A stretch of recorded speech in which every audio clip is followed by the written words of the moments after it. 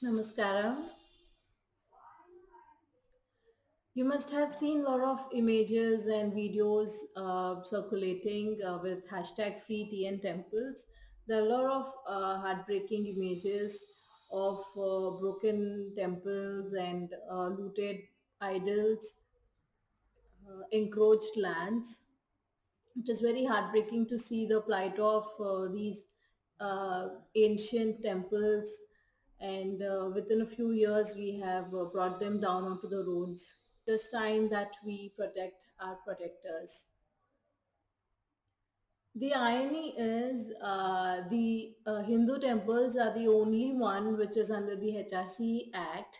It is against the fundamental right of the Constitution. The Constitution provides us the right to place of worship and right to pray to whomever we want. But Hindu temples are the only temples which are under an act which is against its own logic.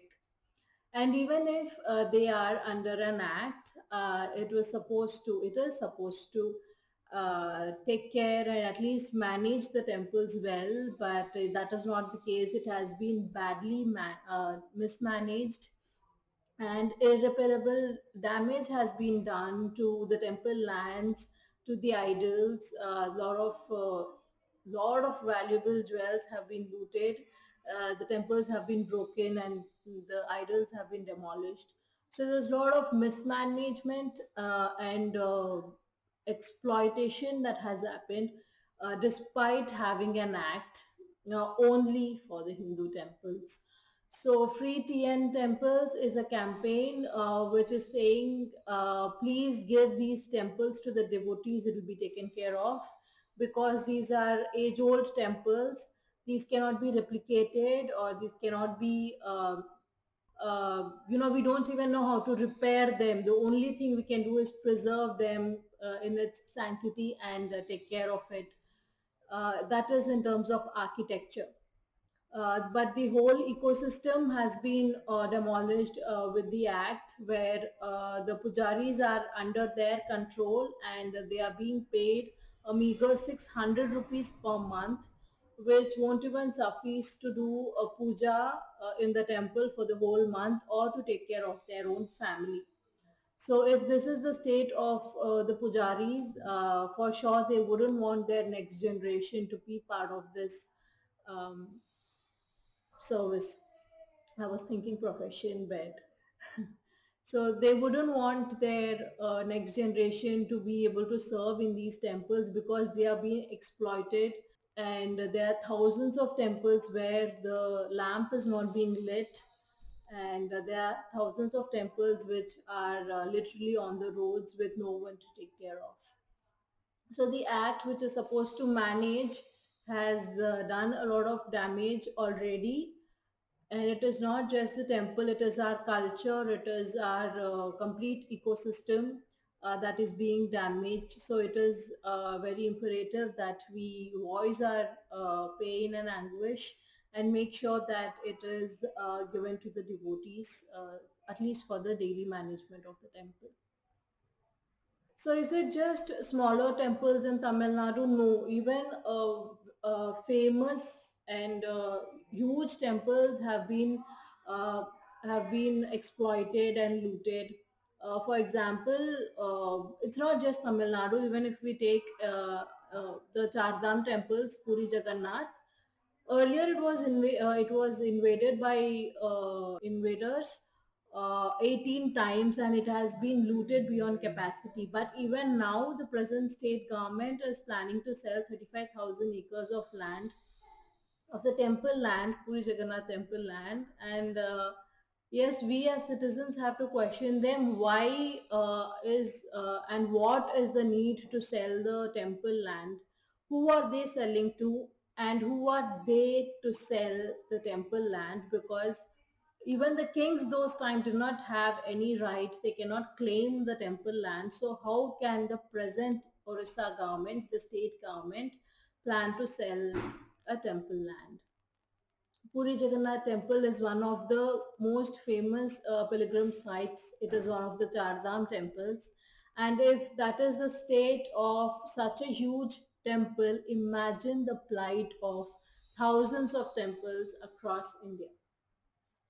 Rameshwaram temple is again one of the Chardham temples. The Spatika Linga in Rameshwaram temple is missing.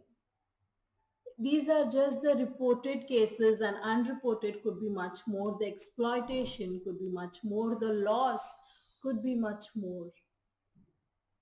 The Trichy Ranganath Swami temple has an history of a lot of sacrifice to protect the temple. There have been there have been loss of lives to protect the temple, and ironically, the HRC department is being accused of an idol theft from the same temple. The Ranganathan Swami temple is not just one of the temples in India. It is one of the biggest functional Hindu temple in the world. It is one of the top most 108 Divya Desams in the world. So in that temple, there is a accusation of idol theft by the HRC department. So what is the role of HRC department in managing the temples across the country? They are exploiting, looting, and mismanaging the temples. Why are we silent about it? What can we do is we are following a very non-violent, silent movement. It is just give a missed call on 8300 to support the movement. Why now is we have Tamil Nadu elections coming in, and it is very important that the people's movement becomes a policy. And if the government comes in and assures that yes, we will take care, and over time it will be managed well. Even if that assurance comes in before elections, that would be a huge boost in protecting our temples, because after elections there would be nothing much that we can do. So why now is because it's election time. It's time to exercise our power as a democratic citizen. So it is time we do our bit. Why Tamil Nadu? Even if you're not related and you don't resonate with Tamil Nadu, is because we have to focus on one state so that later it will amplify and it will spread across other places. Tamil Nadu temples have been the Tamil Nadu temples have been the core of culture. Not just I'm not just biased, but if we look at the number of temples, the art and architecture, the art forms that have come out of Tamil Nadu, be it Bharatanatyam and even the neighbors, the Kuchipudi, all these have come out, have been born and nurtured in temples. Tamil Nadu temples have age-old traditions, and they really follow it to the ethos.